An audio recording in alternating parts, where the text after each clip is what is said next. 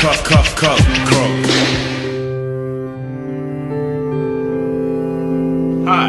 welcome to Colors, the City of Liverpool online radio station. My name is Chase Johnson Lynch, and you are now watching My Journey. And My Journey is just going to be a show that we're going to talk to an individual about their particular journey, their origin story, where they are, and where they hope to go. And what we're doing is, with our first show, we're talking here with Lisa Frith, a new member of Colors who will be having her own show called the Frith Element. Really cool. Yes. Yeah, it's nice, right? Yeah. And so, Lisa, pretty much in My Journey, you know, can you start us off with the origin story about you? I mean, because you have what is known as a viewable disability. So, Yes. I don't know, you probably get people either wondering or asking you about it and everything, but can you just give us a peek into your origin? Yes, well, I've got cerebral palsy, but the proper medical term for it is left hemipriosis, which comes under the umbrella of cerebral palsy. Yeah. And most people have heard of cerebral palsy. Yes. You can't see it when I'm sitting down, but when I'm standing up, I walk with a limp, and my hand is useless basically. I can't use the left side of my body at all. Right. And so, I mean, like, you said something interesting where this happened at a very early age. Yeah, I had a stroke which caused me cerebral palsy. How old were you? 3 months old. 3 months old? Yeah. Wow. Yeah, so, okay, so what did they say? So they had to explain it to you later, probably. Yeah, but I was probably about 7, 8. I got to explain properly what it was. Right. Because I knew I was always different from my brothers and sisters, but I didn't know how, because I was brought up like everyone else. My mum and dad never treated me any differently, which is a good thing. Yeah, it made me stronger than what normal people are. Yeah.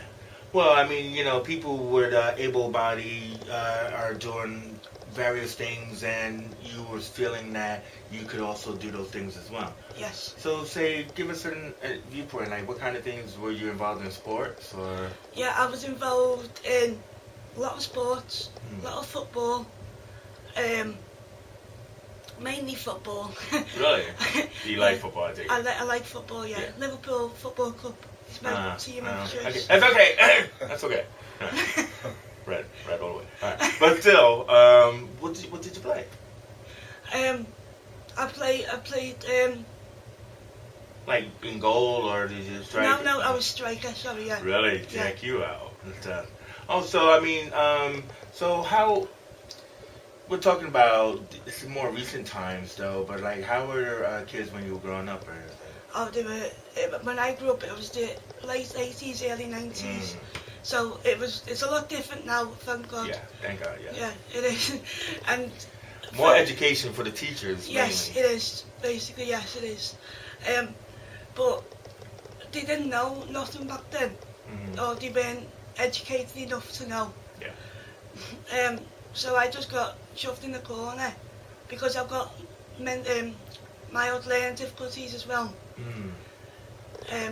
They didn't really, I was just shoved in the corner. They didn't really know what to do with me because I couldn't, to their eyes, I couldn't learn, and I couldn't read and I couldn't write till I was about,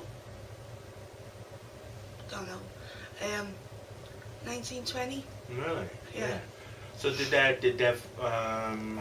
did that affect you into like wanting to do it more, or were you encouraged to do more?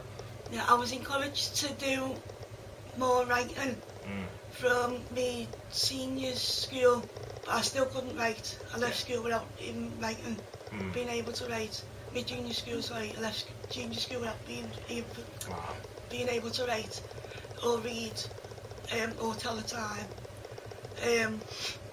So yeah, but that was a mainstream school. I went to it because, like I said before, my mum and dad never treated me any differently. So I went into a mainstream school with like a special unit. Yeah. And it was called, back in the 80s and 90s, it was called the pasty class. The what class? The pasty class. The pasty class? Yeah. Means I was stupid. But that's back in the 80s and the early 90s and stuff. But thankfully people have changed the views. Yeah. And them geographic terms now aren't used. Yeah. But that's just the way I was brought up. So I mean, like, so that's bringing us into kind of like where you are now. I mean, like, how are you coping now in today's world as a woman and everything else like that? I mean, you know, as an adult. Call me a woman, Chase. I get it. I've got my own house. Which I don't have any support. Loads of people have support coming in. I don't. That's my choice. Because they were getting I did have support. Yeah. But they were getting on my nerves, to be honest. Really? Alright. Telling me what to do in my house. Ah, right. So you wanted to be in control. Yeah. Independence. Yes, independence. Yeah. But to me, that independence, it means different things to different people. But to me, it meant doing it on my own. Yeah. Doing it completely on my own. I can do this. I don't need anyone else. Which is a bit wrong of me now. But it's the way I am. Yeah. And I mean, like, but also too is that, like, I understand, like, now you've been involved with a group called Empower People. Yes, Empower People. And how has that affected you and everything? It's brilliantly. I go there 2 days a week. On a Tuesday we do art, which is, or I do crochet. I can crochet loom. Sorry, not crochet, loom with one hand. Really? A loom? Yeah. You know, we're talking about one of those big things. No. Oh, okay, sorry. No. They're for the factories and all that. Yeah. Chase you. Go ahead. No, it's a little round peg thing with your loom round. Oh yeah, okay. So you can do that, and like they do a lot of sports activities as well, don't they? Yes, they do. We do Tai Chi on a Thursday in the Brain Charity on London Road. We try and do we did bikes. We did try and do a sponsored bike ride, but I couldn't get on the bike. Oh, right. Okay, so they didn't have a way of compensating for that, or? No, because it was just a tryout so you could ride a bike and you couldn't. So it was just, and I found out I couldn't ride one. Right, but on the one hand, you did try. I did try, and I try everything. Yeah, that's me. Everything that's put in front of me, I try, and if I can't do it, I can't do it. Yeah. It's a learning curve. Yeah, exactly. And like, but one of the things that you sound like you were interested in is like the creative process and everything, and you had just did a performance. Yes. Narnia, I believe. Yes. Back in February, yes. Yeah, so tell us about that. Narnia is the Lion, the Witch and the Wardrobe. Basically in St George's Hall, we took over the whole of St George's Hall. We who? In another place, which is a Christian organisation. It's an outreach Christian organisation. So people who don't normally go to church or think about their religion, whatever religion they are, then they can always come in, and then it's always an aspect of God in it. But it's not really shoved down your face. Yeah. Sort of thing. Yeah. It's sort of gently, subtly in there. But it's all the way through if you look at the sides. Yeah. But I mean, like these organizations that were involved in it, again, were like Empower People, but then there was another organization called FAB. Yeah, FAB. And like we were looking this up online as well, you know. I mean, it's Fab Liverpool. Sounds fab. It does sound fab. But what does fab mean? Thank you, Chase. I can't remember the last 2 letters, but it stands for physically handicapped, which is another derogatory term these days. Yeah, exactly. Language is always a hard thing to kind of compensate for. It's changing constantly. Yes. You know. So what is the terminology there? The teenagers of today speak a whole different language than what I was speaking. But yeah, I mean, FAB. It's a brilliant group of people that come in another place for the performances, and they do brilliant work. They're all disabled members, and they do brilliant work. Whatever their abilities, they can do. Yeah, yeah. They'll find a slot for them. Yeah. So, like, we were and when we were talking about it, you were telling me that you played a living statue. A living statue, yes. And I said, in the White Witch's quarters. What is that?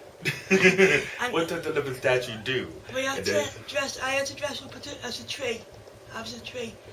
And if you know the story of Narnia, the trees the walk. White, yes, the White Witch phrases Mr. Tumbers, and he goes into the living statue part.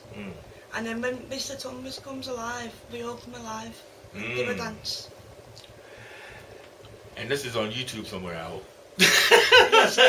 Yeah, I mean, it is. And so, well, I mean, so how was that for you? Because I remember, we talked about this early in the year. It's like you were planning on being in this, and there was a lot of rehearsals and everything like that. Yeah. So, I mean, was it an achievement for you? Or was it like a milestone in a way? Yes, it was. This is the third performance I've been in another place. And every performance is a milestone. And you rank up the hours. Because I do eventually want to be on telly. Yeah? Yeah. Oh, well, this kind of like moves us to our final stage of the journey. Is kind of like, what do you want and how do you hope to achieve it? Well, I really want to be on telly. Any sort of TV, I don't mind. Backstage, on stage, I don't really mind. Yeah. As long as it's, I'd even sweep the brush. I hear you. I mean, and the thing about it is, it's not that hard to achieve, is it? Because I remember when we were looking at this, we were talking about comedians with cerebral palsy. Yes. Even though we're from two different time periods. Yes. So I was telling you about a woman named Jerry Jewell, who was like big in my time, like in the 70s. Yes. She was like on Facts of Life and all that. She was everywhere and everything. I even had a little sweetheart kind of, thought in my head. But I'm just saying. And then you were telling me about the woman who was from Grange Hill, and I've seen her all the time. I didn't know her name. What was her name? Francesca Martinez. Yes. I'm trying to help Lisa out. But like, I'm useless at names. Yeah, well. So anyway, so I mean, we've seen these women, but we were also kind of like saying is that were they just kind of like known as the woman with cerebral palsy who was a comedian, or were they known as a comedian who has cerebral palsy? What is your point? Well, it was, I suppose in comedy they have the strengths and the weaknesses on stage. So that if they can laugh at themselves, then it makes the audience feel like take a deep in breath and then say, oh yeah, they've laughed at themselves, so why not can't we laugh at themselves?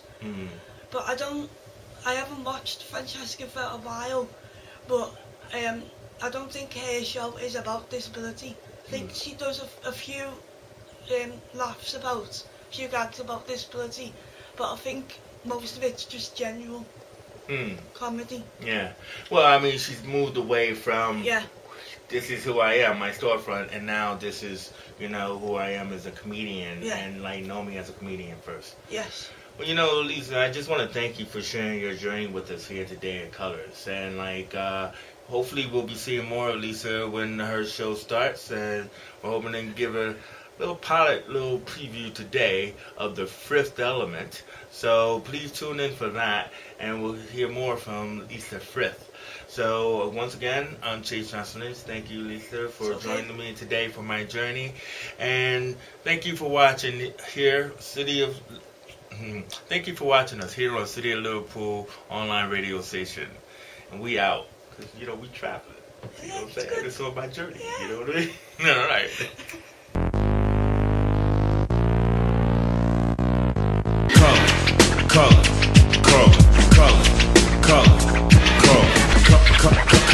Color.